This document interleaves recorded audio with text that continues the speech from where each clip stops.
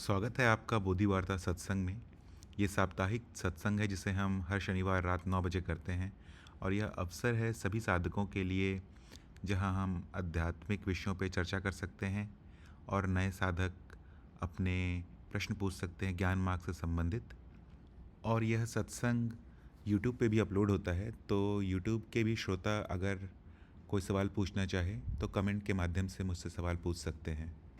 तो एक प्रश्न आया था कि वैसे सुजीत जी, आप ज्ञान दीक्षा कार्यक्रम में भी हैं क्या, या फिर आप कर चुके हैं? नहीं, मैं तो सुनता हूँ सर, मैंने अभी की नहीं है, सुनी है। ओके, ठीक है। तो आप त्रिज्ञान भी नहीं किए हैं अभी तक? नहीं किया सर। ठीक है। तो एक प्रश्न था कि एक साधक पूछ रहे थे कि कौन है जो कर्म करता है। आ, अब ये जो प्रश्न है, शुरुआती साधकों को, साधक जो शुरुआत में होते हैं वो यही सोचते हैं कि ये जीव या फिर ये मनुष्य ही ये सारे कर्म करता है।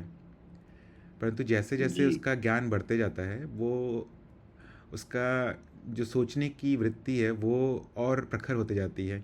तो शुरुआत में तो लगता है कि मैं ही, ये मनुष्य, ये या फिर ये जीव ही सारे कर्म कर रहा है। परंतु आत्मज्ञान जी होने पर ये पता चलता है कि मैं तो कहीं है ही नहीं। क्योंकि जब आप नेति नेति करके देखते हैं कि ये शरीर भी मैं नहीं हूँ, पहले कुछ और था, जी मतलब बचपन में ये छोटा था, अब 40 साल की उम्र में कुछ अलग दिखने लगता है, 90 साल की उम्र में अलग दिखने लगता है। तो शरीर तो मैं हूँ नहीं, क्योंकि शरीर बदलते रहता है और फिर भी मैं रहता हूँ। उसी तरह से जी वो अलग अलग अनुभव जो जीवन के साथ जुड़े हुए हैं, जैसे एक शरीर है जो सबसे बड़ा अनुभव है जो जुड़ा रहता है, उसके बाद विचार होते हैं, इच्छाएं होती हैं, अलग अलग प्रकार की जी भावनाएं होती हैं, संवेदनाएं होती है। वो इन सभीयों पे जब मनन करता है तो देखता है ये सारे जो अनुभव है, मानसिक अनुभव, ये भी आते हैं और चले जाते हैं, और इनके आने जाने से वो नहीं जाता है। तो इसका जी मतलब वो इनके परे है। मतलब जो आपका वास्तविक स्वरूप है वो तो नित्य है, वो कभी नहीं हटता है। शरीर आएगा चला जाएगा, परंतु आप नहीं जाएंगे। सारे मानसिक जी अनुभव आएंगे और चले जाएंगे, परंतु आप नहीं हटेंगे। तो फिर साधक यह जी सोचता है कि क्या पता मैं स्मृति हूँ, क्योंकि स्मृति में ही तो सब चीज़ संचित है। मेरे रिश्तेदार कौन हैं, मेरे परिवार के लोग कौन हैं, मेरा जी नाम क्या है, मैं दिखता कैसे हूँ आईने में। तो जब इस पर मनन किया जाए तो ये पता चलता है कि अगर स्मृति भी ना रहे तब भी मैं तो रहता ही हूँ। अर्थात 10 साल पहले कोई व्यक्ति क्या खाया था, अगर वो भूल भी जाए तब भी वह, उस दिन के लिए वो खाना जरूरी था, परंतु आज वह भूल गया है, फिर भी वह है। मतलब स्मृति के आने जाने से भी कोई प्रभाव नहीं पड़ता है आप पर। जी अर्थात अगर आप और भी उदाहरण ले सकते हैं, जैसे किसी का कभी एक्सीडेंट हो जाता है तो बहुत सारे याददाश्त चली जाती है, कभी कभी तो सभी याददाश्त चली जाती है, और फिर भी वह रहता है। मतलब वह स्मृतियों पे भी निर्भर नहीं है। स्मृतियों के आने जाने से भी उस के वास्तविक स्वरूप पर कोई अंतर नहीं पड़ता है। वो पहले भी अनुभव करता था और इन सभी अनुभवों के अभाव में भी अनुभव करता ही रहता है। मतलब दृष्टा या साक्षी या शिव, जो भी नाम लेना चाहे। तो फिर साधक सोचता है, जब मैं हूँ ही नहीं तो ये कर्म कर कौन रहा है? ये तो पूरा संसार चलायमान लग रहा है, चल रहा है अपने आप ही, कर कौन रहा है? तो इसका उत्तर बड़ा ही सरल है, कोई नहीं कर रहा है, बस ये हो रहा है। और ये हो भी नहीं रहा है, सिर्फ प्रतीत हो रहा है, ऐसा कुछ भी वास्तविकता में हो नहीं रहा है। क्योंकि अगर आप देखने का प्रयास करेंगे कि कौन ये कर्म, जैसे कोई भी एक आप उदाहरण ले लें कर्म का, तो आप देखेंगे कि इसका कोई भी फल नहीं है। अगर आप एक घटना ले, सारे अनुभवों में से एक घटना ले, घटना मतलब होता है एक छोटा सा अनुभव। अर्थात जैसे कि किसी व्यक्ति ने गर्म तवे को छू लिया तो उसका हाथ जल गया, ये एक छोटा सा घटना है सारे अनुभवों में से, अनंत अनुभवों में से। तो इस अनुभव को वो कह सकता है कि इसका एक शुरुआती बिंदु था, एक शुरुआत था और एक अंत था। परंतु अगर इस पर वो मनन करे कि उसका हाथ जला क्यों, तो कह सकता है कि मैंने गर्म तवा छू दिया। फिर वो ये भी कह सकता है कि गर्म तवा गैस पर रखा हुआ था या फिर हीटर पर रखा हुआ था, इस कारण से हाथ जल गया। या फिर वो ये भी कह सकता है था कि उसे किसी ने कहा कि गर्म तवे को गैस पर रखो और कुछ बनाने का प्रयास करो, इसलिए उसका हाथ जल गया। तो ऐसे आप चलते चले जाएंगे आगे, और आप देखेंगे कि अभी वाली घटना इसके पहली वाली घटना के कारण हो रही है, और इसकी पहली वाली घटना उसके पहले वाली घटना के कारण हो रही है। तो अगर आप किसी तरह से पहली घटना पे पहुंच भी जाए जिसके कारण उसके आगे सारी घटनाएं हो रही हैं, तो पहली घटना के पहले कोई कारण नहीं दिखेगा आपको। तो तर्क और प्रमाण से यही कहा जा सकता है कि ये सारे कर्म अपने आप हो रहे हैं, करने वाला कोई नहीं है यहाँ पर। उसके बाद ऐसा भ्रम हो जाता है हमें अहम भाव के कारण कि यह कर्म मैं कर रहा हूँ या मेरे द्वारा किया जा रहा है। कर्म होने के बाद अहम भाव आके बोलता है कि यह कर्म मैंने किया है। उसके पहले तक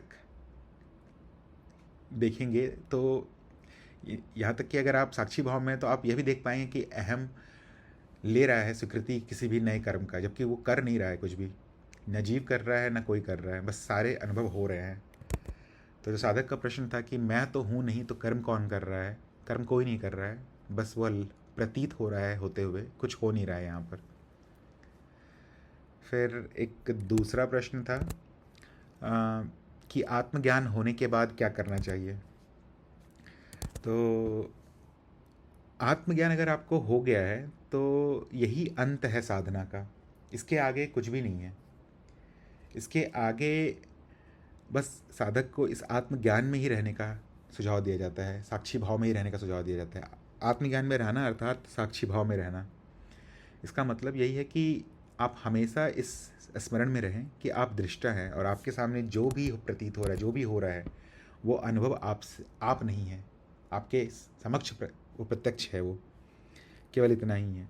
तो आत्मज्ञान होने के बाद कुछ भी विशेष करने की ज़रूरत नहीं है। आपका जीवन जैसे चल रहा था आप वैसे ही चलने दे सकते हैं। जो भी ज़रूरी है उसे करना है, जो अनावश्यक है उसका त्याग स्वतः ही हो जाएगा, किसी को कुछ करने की ज़रूरत नहीं है। और अगर आप आत्मज्ञान हो गया है तो आप द्वैत की अवस्था में आ ही गए हैं। द्वैत की अवस्था अर्थात अनुभव एक तरफ है और अनुभवकर्ता एक तरफ है, तो सारे अनुभव तो बस आपके सामने हैं, वो होते रहेंगे और आपको केवल उसको देखना है। कुछ भी विशेष नहीं बताया जाता है आत्मज्ञान होने के बाद। आत्मज्ञान अगर ना हो तब बताया जा सकता है कि इन अशुद्धियों को दूर करो या फिर ऐसे कर्म करो जिससे आत्मज्ञान हो सके, या फिर मनन करो इस विषय पर आत्मज्ञान होने के बाद कुछ भी विशेष बचता नहीं है करने के लिए। फिर एक और प्रश्न था, अगर आपका कोई भी प्रश्न हो तो आप लिख के भी बता सकते हैं, क्योंकि आज बस बहुत कम लोग हैं, तो आप लोग बोल के ही बता सकते हैं, जैसा भी आपको सही लगे। अगला प्रश्न था कि मैं कैसे बंधन से बाहर आ सकता है। तो यहाँ पर साधक पे निर्भर करता है कि वो मैं को कहाँ रख रहे हैं।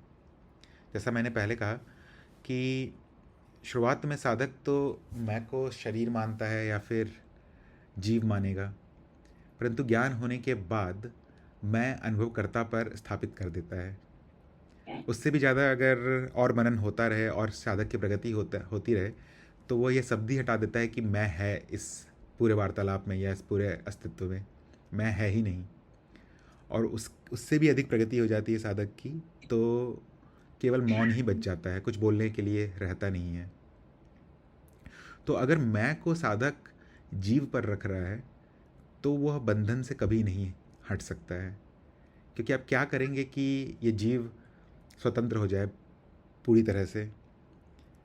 आप मान लीजिए अगर बंधन को नौकरी या फिर रिश्तेदारों पर निर्भरता या फिर किसी प्रकार का संबंध मान ले, तो उसको तो आप हटा सकते हैं घर से दूर जाकर, शहर से दूर जाकर, जंगल में रहकर, परंतु जीव की निर्भरता और भी चीज़ों पे होती है। जैसे उसे खाना खाना होता है, सांस लेनी होती है, अगर वह यह भी छोड़ दे तो जीव ही नहीं बचेगा।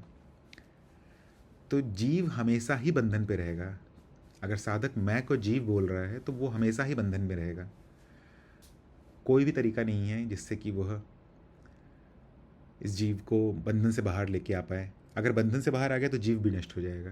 परंतु अगर साधक मैं को अनुभवकर्ता पे स्थापित कर रहा है तो वो परम स्वतंत्र पहले से ही है। कोई भी चीज़, कोई भी अनुभव, कोई भी ऐसी चीज़ नहीं हो सकती है जो कि अनुभवकर्ता को बांध ले, क्योंकि इस अस्तित्व में केवल दो ही चीज़ है, या तो अनुभवकर्ता या तो अनुभव, जब हम द्वैत के स्तर पर देखते हैं तो। और ये दोनों ही परस्पर अनन्य हैं, दोनों साथ रहते हैं और दोनों एक ही समय एक ही स्थान पे पाए जाते हैं, परंतु दोनों में कोई सह निर्भरता नहीं है। सह निर्भरता केवल एकता की है, जो कि अद्वैत अवस्था में समझ में आती है। और मैं को बाहर निकाल पाना किसी भी बंधन से जीव के स्तर पर संभव नहीं है, अनुभवकर्ता के स्तर पर ये पहले से ही हो चुका है और ऐसे ही रहता है। एक और प्रश्न था साधकों का ही कि स्मृति, संस्कार और प्रारब्ध ये क्या है। तो स्मृति तो आप बहुत ही जीवन में हम रोज़ाना ही इस्तेमाल करते हैं। स्मृति तो कुछ भी हो सकता है जो कि घटना पहले घट चुकी है और अभी आपके सामने उसका याद कह सकते हैं, किसी तरह से वो आपको याद है। अब इसका अगर तकनीकी भाषा में कहे इसे तो जो भी चीज़ विश्व स्मृति से निकलकर जीव स्मृति तक आती है वही आपका जीवन बनाती है, और यह स्मृति एक के बाद एक घटनाओं के रूप में आपके सामने प्रत्यक्ष होती है। और सरल शब्दों में देखें तो कुछ भी, आपका नाम या फिर आप कहाँ रहते हैं, ये सारी चीज़ें स्मृति होंगी। जीव स्मृति केवल इसी जन्म तक रहता है और इस जन्म शरीर के नष्ट होने के साथ ही जीव स्मृति भी नष्ट हो जाता है। इससे प्रगाढ़ स्मृति भी हो सकती है जो कि कारण शरीर पे होती है। कारण शरीर क्या है? कारण शरीर केवल स्मृतियों का एक संग्रह है जिसमें सभी स्मृतियाँ कैद हैं या फिर सभी स्मृतियाँ मौजूद हैं। आज तक इस जीव के उत्पत्ति से आज तक की सभी स्मृतियाँ उसमें हैं। आज तक कहना सही नहीं होगा, सभी स्मृतियाँ, भविष्य की भी सभी स्मृतियाँ, क्योंकि समय तो है नहीं, तो जो भी होना था वो हो चुका है। तो जितनी भी स्मृतियाँ हैं इस जीव से संबंधित, वो सभी उस कारण शरीर में संग्रहित हैं। इन्हीं कारण शरीर में जो स्मृति सबसे प्रगाढ़ रूप में होती है, सबसे प्रबल रूप में होती है, उसे संस्कार कह देते हैं। जैसे उदाहरण के लिए, अगर एक बच्चा जन्म से ही खिलौनों के पीछे नहीं भाग रहा है, उसे शास्त्र पढ़ने हैं, तो कह सकते हैं कि उसके संस्कार प्रबल हैं ज्ञान के लिए। वो पिछले जन्म में बहुत ऐसे कर्म किया है जिसके कारण यह स्मृति, ज्ञान लेने की स्मृति, उसके कारण शरीर में इस तरह से छप गई है कि नए जन्म के साथ ही उसको ज्ञान चाहिए। या फिर आप कभी देखते होंगे कि कोई बच्चा है जिसकी इच्छा किसी विशेष दिशा में होती है जो कि बाकी बच्चों से अलग होती है, या कोई वयस्क भी हो, कोई वयस्क मनुष्य भी हो, उसकी इच्छा भी किसी अलग दिशा में होती है, बाकी मनुष्यों से अलग तरह से। तो ये जो इच्छाएं हैं वो कहाँ से आ रही हैं? ये आ रही हैं कारण शरीर से, और कारण शरीर में भी वो उन स्मृतियों से जो कि बहुत ही प्रबल हैं, जिस पर उस जीव ने पिछले कई जन्मों में बहुत ही कार्य किया है, और यह स्मृति प्रबल रूप से अब प्रकाशित हो रही है। इन स्मृतियों को संस्कार कहते हैं। और तीसरा इन्होंने पूछा था कि प्रारब्ध क्या होता है।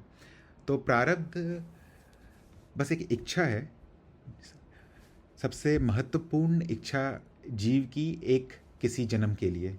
जैसे हर जन्म के लिए जीव की कोई इच्छा होती है और सबसे बड़ी इच्छा होती है जिसे पूर्ण करने के लिए वह जन्म लेता है। जरूरी नहीं है कि सभी साधकों को या सभी जीवों को, सभी मनुष्यों को अपने प्रारब्ध का पता चले, और अगर पता ना चले तो उस स्थिति में वह समाज के द्वारा आरोपित कार्यों पे ही अपना जीवन बिता देता है या फिर बंधनों में ही अपना जीवन बिता देता है, और जिस कारण से उसने जन्म लिया था वह कर नहीं पाता है। तो फिर यह प्रारब्ध फिर अगले जन्म में मिल जाएगा या फिर किसी और जन्म में मिल जाएगा। तो प्रारब्ध केवल एक इच्छा है जिसके कारण या फिर कह सकते हैं सबसे बड़ी इच्छा है जिसके कारण किसी जीव का जन्म होता है। और कैसे समझेंगे कि कौन सा कार्य आपके लिए प्रारब्ध है? अगर कोई कार्य जिसमें आपको बहुत ही आनंद आ रहा है, जिसमें आसानी से आप प्रगति कर पा रहे हैं और उसमें व्यवधान या फिर किसी भी तरह की आपत्ति आपके जीवन में नहीं आ रही है, तो उसे कह सकते हैं कि वो आपका प्रारब्ध है। तो क्या प्रारब्ध को समाप्त किया जा सकता है? हाँ, इसीलिए हम जन्म लेते हैं अपने प्रारब्ध को समाप्त करने के लिए। तो प्रारब्ध को समाप्त करना ही लक्ष्य होना चाहिए, और प्रारब्ध समाप्त होने के बाद बाकी इच्छाओं पर आप ध्यान दे सकते हैं। तो प्रारब्ध पता कैसे चले? प्रारब्ध पता करने के लिए आप इसी ग्रुप पे अगर गुनिक से पूछेंगे तो एक यंत्र है जिसकी मदद से आप आसानी से जान सकते हैं कि आपका प्रारब्ध क्या है। वो प्रश्नोत्तरी के द्वारा आप को बताया जाएगा कि क्या सबसे ज़रूरी है आपके लिए इस जीवन में? अगले प्रश्न पर चलते हैं। अगला प्रश्न था कि क्यों कहते हैं कि मन हमेशा ठग लेता है? क्योंकि ये साधक का कहना था कि ये जीवन में वो जो भी करते हैं वो तो मन से ही करते हैं, और मन ही उनको अ, हमेशा मन ही उनके हमेशा साथ रहता है जब वो कुछ भी कार्य करते हैं। अगर मन ना साथ दे तो कार्य भी नहीं होगा। तो फिर ऐसा क्यों कहते हैं कि मन हमेशा ठग लेता है? तो इसको भी आप मनन के द्वारा आसानी से जान सकते हैं। पहले तो मन हमेशा हमें वह बताते रहता है जो जिसका वास्तविकता में कोई सत्य नहीं है। जैसे कि एक पुराना विचार आ जाएगा, पुरानी स्मृति प्रकट हो जाएगी, किसी ने कभी आपका अपमान किया है, होगा मानिए भूतकाल में। तो अगर वह स्मृति प्रकट हो जाए अभी वर्तमान में, तो अचानक से आप देखेंगे कि भावनाएं उठने लगती हैं, या तो उदासी की या तो गुस्से की। जबकि ऐसा हो नहीं रहा है, जो होना था वो हो चुका है 10 साल पहले या 15 साल पहले, 20 साल पहले। परंतु फिर भी मन ऐसा प्रतीत कराने लगता है कि ये घटना अभी हुई है और कुछ कर्म करना चाहिए, और वो कर्म भावनाओं के रूप में प्रकट हो जाता है, या फिर कुछ भी हो सकता है। आप फ़ोन करके किसी को डांट सकते हैं या फिर कुछ भी कर सकते हैं। तो ये भी कारण है जिसके कारण हम कहते हैं कि मन हमेशा ठग लेता है। और बाकी अगर आप ज्ञान मार्ग में आगे बढ़ें तो आप तो आसानी से जान सकते हैं कि जब भी हम साक्षी भाव रखने का प्रयास करते हैं, पूरे जितना भी प्रयास कर सकता है एक साधक, पूरा करने का प्रयास करता है वो, फिर भी उसका ध्यान स्वयं पर से हटकर माया में चला जाता है। ऐसा क्यों हो जाता है? क्योंकि मन कुछ ऐसा कर देता है जो कि प्रतीत होता है कि साक्षी भाव से ज़्यादा महत्वपूर्ण। होता नहीं है पर प्रतीत होता है, और फिर आपको कुछ देर के बाद याद आता है कि मैं अब साक्षी भाव में नहीं हूँ, मुझे फिर से साक्षी भाव में आना है। और फिर आप सोचने का प्रयास करते हैं कि मेरा मेरा साक्षी भाव हट कैसे गया था। तब आपको उत्तर नहीं मिलता है। कोई एक छोटा सा विचार आके आपको खींच के वापस माया में ले जाता है। तो ऐसे अगर आप मनन करें तो देखेंगे कि मन आपको हमेशा ठगते रहता है, कुछ ना कुछ करवाते रहेगा आपसे। अगर आप खाली बैठने का प्रयास करेंगे तो वो बोलेगा कि कुछ कुछ भी कर्म कर लो, कुछ भी कर लो, जो भी कर सकते हो करो। अगर आप अपने जीवन में कोई लक्ष्य बना लिए हैं कि मुझे मान लीजिए 10 किलोमीटर का दौड़ना है, जैसे मैराथन में लोग दौड़ते हैं, अगर आप वो पा लेंगे तो वो मन आपके लिए एक नया लक्ष्य निर्धारित कर देगा, 15 किलोमीटर दौड़ के दिखाओ। अगर आप अपने जीवन में पैसे कमाने का अगर कुछ लक्ष्य प्राप्त लगा लेंगे कि इतने पैसे कमाने हैं मुझे और उसके बाद अध्यात्म में अपना जीवन समर्पित करना है, तो जैसे ही आप उतने पैसे कमा लेंगे फिर मन ने आपको ठगना शुरू कर देगा और एक अलग लक्ष्य देने का प्रयास करेगा। इसलिए कहते हैं कि साक्षी भाव में रहने से आप अनावश्यक कार्यों का आसानी से त्याग कर पाते हैं, क्योंकि आप देख पाएंगे कि मन क्या कर रहा है। हर समय जब अगर साधक शुरुआती दिनों में है तो हर समय तो नहीं कर पाएगा, क्योंकि फिर मन ठग ही लेगा उसको।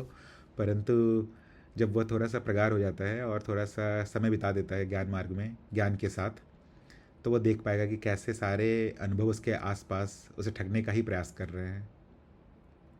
तो इसीलिए मन को कहते हैं कि मन हमेशा ठग लेता है हमें। अगला प्रश्न था, हाँ रिंकू जी, आपका प्रश्न है, मुझे जानना है प्रारब्ध के बारे में। तो प्रारब्ध जैसा मैंने बताया कि अगर आपका कुछ इसमें विशेष प्रश्न है तो पूछिएगा, नहीं तो मैं बताता हूँ प्रारब्ध के बारे में फिर से ही। कि कोई भी व्यक्ति अगर उसकी कोई इच्छा हो, अगर प्रबल रूप से प्रकट हो रही है, तो उसको कह सकते हैं कि वो प्रारब्ध है। और ये जन्मों के आर पार चला जाता है, मनुष्य जीव के कम से कम आर पार चला जाता है। क्योंकि जब कारण शरीर मनुष्य के साथ संपर्क स्थापित करता है तो उसमें जो भी स्मृति है वो यहाँ पर दिखने लगती है, और फिर साधक को वही चाहिए होता है। किसी कारणवश अगर वो कार्य नहीं कर पाता है तो फिर आप देखेंगे कि उस जीव के जीवन में दुख या फिर उदासी या फिर हताशा हमेशा ही प्रकट रहती है। वो चाह के भी खुश नहीं हो पाता है, आनंद तो बहुत दूर की बात है। तो प्रारब्ध बस एक इच्छा है, पर सबसे प्रबल इच्छा है आपके जीवन की, जिसको आप बहुत सारे जन्मों से करना चाह रहे हैं। तो यही है रिंकू जी, प्रारब्ध। अगर आपको अपने प्रारब्ध के बारे में जानना है तो मैं आपको इस सत्संग के बाद एक लिंक पिंग कर दूंगा। वो लिंक आपको गुनिक भी बता सकता है, मैं आपको पिंग कर दूंगा। वैसे वहाँ पर आप प्रश्न और उत्तर के माध्यम से, बहुत सारे प्रश्न रहेंगे, उसका आपको उत्तर देना होगा। उत्तर के माध्यम से आप देख सकते हैं या जान सकते हैं कि आपका प्रारब्ध क्या है इस जीवन में। वैसे जो भी इस सत्संग में आ गया है, मतलब बोधि वार्ता ग्रुप में आ गया है, उसका प्रारब्ध निश्चित है कि उसको ज्ञान चाहिए, तभी वो यहाँ तक पहुँचा है। क्योंकि हम कोई प्रचार प्रसार तो करते नहीं हैं, फिर भी सब लोग आ जाते हैं। तो ज्ञान ही है जो भी यहाँ पहुँच गया, उसका मुख्य प्रारब्ध। उसके अलावा भी कुछ इच्छाएँ हो सकती हैं, जिसे आप जान सकते हैं उस यंत्र के माध्यम से। मैं आपको मैसेज कर दूंगा। और भी प्रश्न हो आपके तो आप लिख के बता सकते हैं, क्योंकि आज का सिर्फ 3 ही प्रश्न बचा है। एक और प्रश्न था साधक का कि आप कहते हैं कि समय नहीं है और फिर कहते हैं कि सत्संग 9 बजे होगा, ये कैसे संभव है? तो सत्संग 9 बजे होगा ये कहने का, ये किसके लिए कहा जा रहा है? ये उसके लिए कहा जा रहा है जो इस मिथ्या में फंसा हुआ है। अनुभवकर्ता के लिए समय नहीं है, पर जो जीव है, जो माया के स्तर पर है, जैसे सबसे ऊपर का स्तर कह सकते हैं कि ब्रह्म ज्ञान है, ब्रह्म अवस्था है, उसके बाद आत्मज्ञान है जहाँ पे द्वैत दिख पड़ता है, और उसके नीचे माया है। अगर कोई माया में है तो फिर उसको बताना पड़ेगा कि माया में क्या करना है। इसलिए कहा जाता है कि इतने बजे आने के लिए सत्संग में। वैसे ना समय है ना स्थान है द्वैत में, केवल अनुभव है और अनुभव करता है। और ये जीव ही प्रयास कर रहा है यहाँ से निकलने का। अंत में क्या होगा कि जीव नष्ट हो जाएगा, केवल आप ही बचेंगे, आप अर्थात अनुभव करता। वहाँ मैं कहने के लिए भी कोई नहीं रहेगा। सिर्फ परस्पर अनन्य 2 भागों में विभाजित अस्तित्व प्रकट रूप में दिखता रहेगा आपको। एक तरफ अनुभव करता होगा और एक तरफ अनुभव होगा। और ज्ञानियों के लिए जो भी उपयोगी होता है वो उपयोग कर लेता है। तो अगर मैं इस 9 बजे बोल के संकेत दे सकता हूँ कि इस समय हम सब मिलेंगे और ज्ञान पर चर्चा कर सकते हैं, तो क्यों ना कर लिया जाए।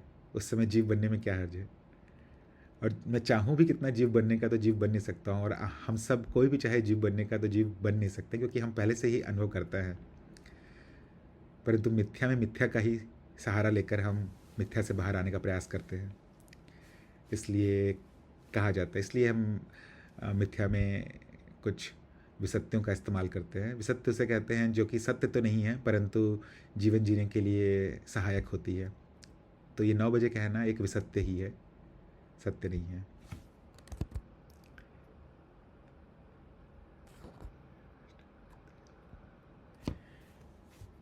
हाँ, एक और प्रश्न आया है कि शरीर नष्ट हो जाते हैं जो अनुभव है। हाँ हाँ, सही है। सभी अनुभव एक ना एक दिन नष्ट हो ही जाएंगे, भले शरीर हो या कुछ भी हो। अगर आप सूक्ष्म अनुभवों को देखेंगे तो वो तो तुरंत दिख जाएंगे आपको, जैसे जो आपके कम से कम अनुभव है, मानसिक अनुभव। सूक्ष्म से कहने का मतलब था मेरा मानसिक अनुभव, जैसे विचार, भावनाएं, स्मृतियाँ, ये आती हैं चली जाती हैं। शरीर भी नष्ट हो जाता है। बड़े से बड़ा अगर आप अनुभव देखने का प्रयास करेंगे, जैसे कि सूर्य, सौरमंडल या आकाश गंगाएँ, इनका भी एक एक्सपायरी डेट होता है। ये जो उम्र होती है, इनकी आयु जो होती है, वो मनुष्य की आयु से बहुत बड़ी होती है। परंतु आप आसानी से तर्क लगा सकते हैं कि ये भी नष्ट हो जाएगा एक दिन। परंतु जो नष्ट नहीं होता है वही आप रहते हैं, और आप वहाँ रहकर सभी अनुभवों को देखते हैं। तो हम अगले प्रश्न पर बढ़ते हैं। एक साधक था, उनका प्रश्न था कि नाद क्या होता है? तो नाद सबसे मौलिक बदलाव को कहा जाता है। जब हम माया को देखते हैं और माया को समझने का प्रयास करते हैं, तो स्वाभाविक है कि प्रश्न उठेंगे कि ये वस्तु कैसे दिख पड़ रही है। जैसे अगर आपके सामने दीवार हो या लैपटॉप हो या फ़ोन हो, तो ये कैसे प्रत्यक्ष हो रहा है?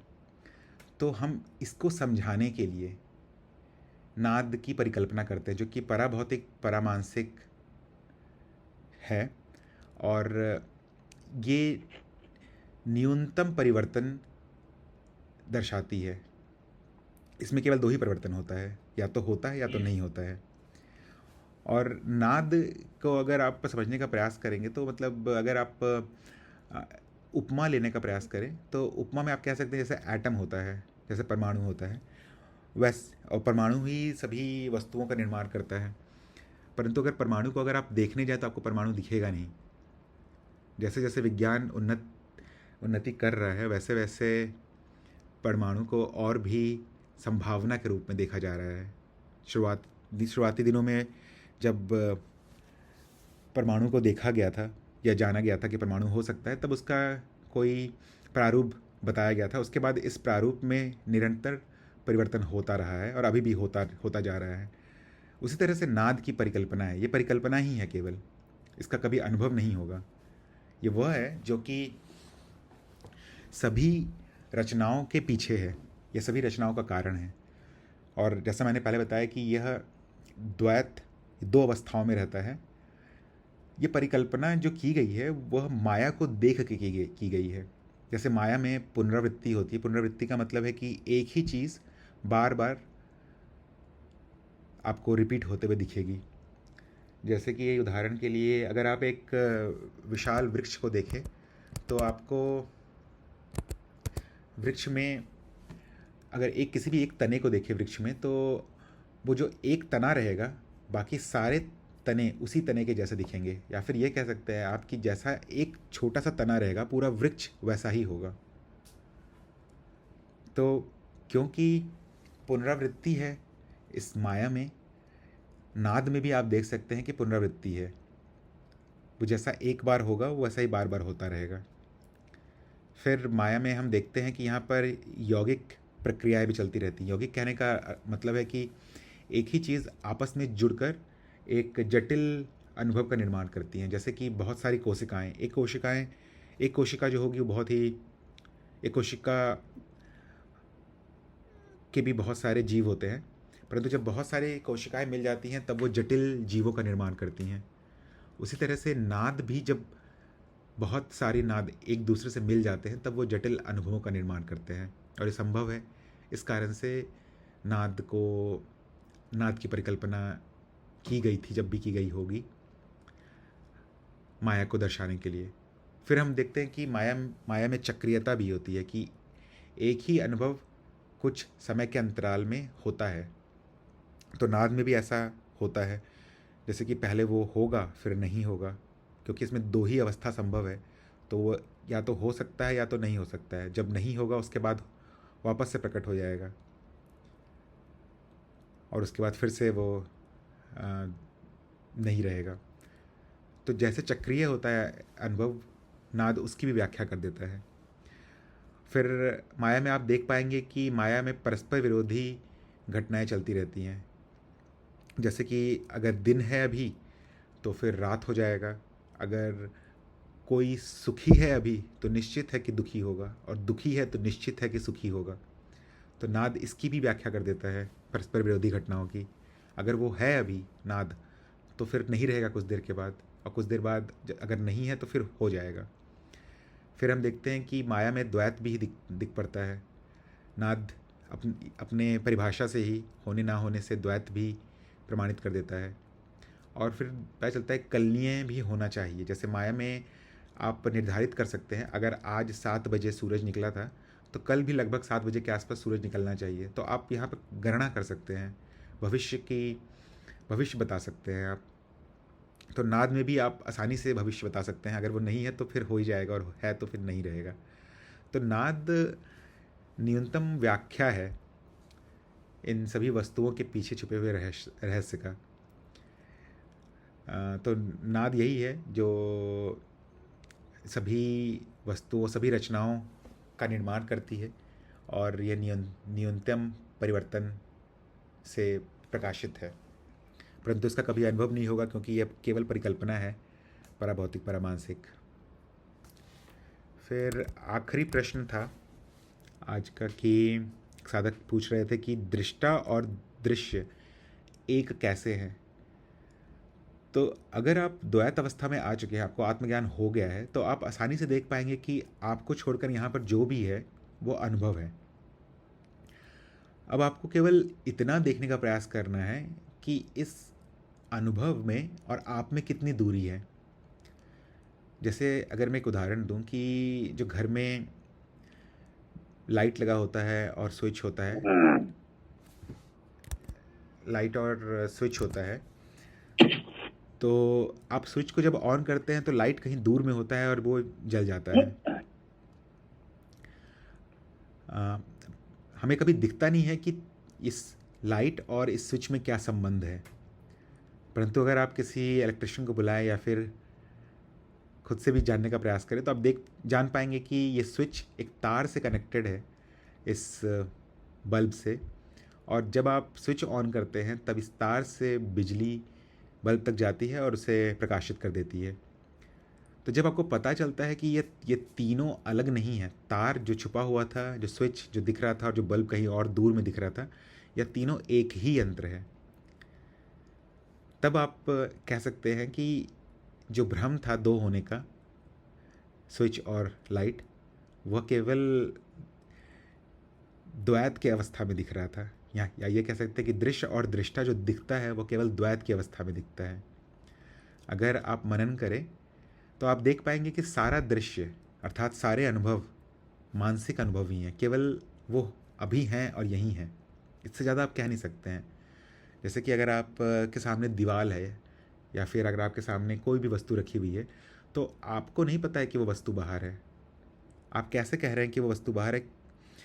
क्योंकि आपको एक अनुभव हो रहा है। जो अनुभव है वह केवल उस वस्तु वो वस्तु जब आपकी आंखों से प्रतिक्रिया करती है तो आपकी आंखें एक चित्र बनाती है, जो वो चित्र आपके मानसिक पटल पे ही बनता है और आपको केवल इस चित्र का अनुभव होता है। आपको कभी भी बाहर क्या है उसका अनुभव नहीं होगा।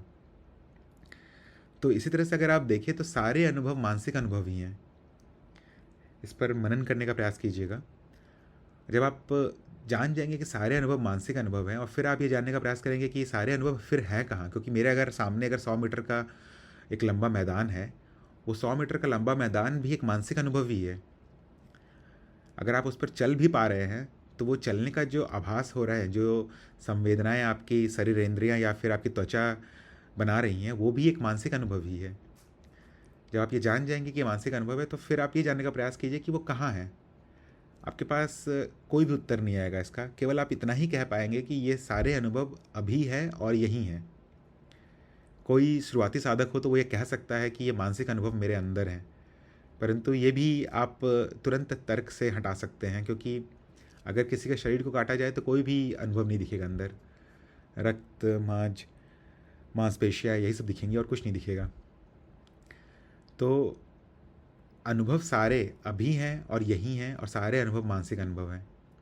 इसी तरह से अगर आप अपनी तरफ भी एक बार ध्यान देने का प्रयास करें कि ये दृष्टा, ये अनुभव करता है कहाँ पर, तो इसका उत्तर भी आपको कुछ विशेष नहीं मिलेगा। सिर्फ आप यही कह पाएंगे कि ये अनुभव करता भी अभी है और यही है। तो अगर अनुभव करता और अनुभव ये दोनों अभी हैं और यही हैं, इनमें कोई भी दूरी नहीं है, तो कह सकते हैं कि ये दोनों एक ही हैं। यहाँ तक कि अगर आप इस पे और थोड़ा जटिल विश्लेषण करने का प्रयास करें, जैसे कि क्या ये संभव है कि अनुभव पहले आ जाए और अनुभव करता बाद में आए, या अनुभव करता पहले आए और अनुभव बाद में आए? ये भी संभव नहीं है। दोनों परस्पर अनन्य तो रहते हैं, परंतु दोनों हमेशा ही साथ रहते हैं। तो तर्क से आप आसानी से देख पाएंगे कि इनमें किसी भी प्रकार का दूरी नहीं है। अनुभव और अनुभवकर्ता में ना समय का दूरी है, ना स्थान का दूरी है। किसी भी तरह से इनको विभाजित नहीं किया जा सकता है। इसलिए इनमें एकता का संबंध है और ये दोनों एक ही हैं। फिर शायद यह प्रश्न आएगा कि फिर मुझे दो क्यों दिख पड़ते हैं, ये द्वैत क्यों दिख पड़ता है? क्योंकि चित्त में ऐसी क्षमता है जो अस्तित्व का भी विभाजन कर देती है। अस्तित्व को दो हिस्से में बांट देती है, अर्थात आपको स्वयं को दो हिस्से में बांट देती है। एक तरफ अनुभव हो जाता है सारा और एक तरफ अनुभव करता हो जाता है। और यह खेल कोई और नहीं खेल रहा है, आप ही खेल रहे हैं अपने साथ ही, अपने सामने ही आप प्रत्यक्ष हो रहे हैं अलग अलग अनुभवों में और उसका अनुभव ले रहे हैं। इसलिए कहते हैं, इसलिए आप देख सकते हैं आसानी से कि दृष्टा और दृश्य में कोई भी भेद नहीं है, यहाँ केवल दृष्टि है और इस दृष्टि के विभाजन से ही दृश्य और दृष्टा प्रकट हो जाते हैं। सत्संग में जुड़ने के लिए सभी का धन्यवाद।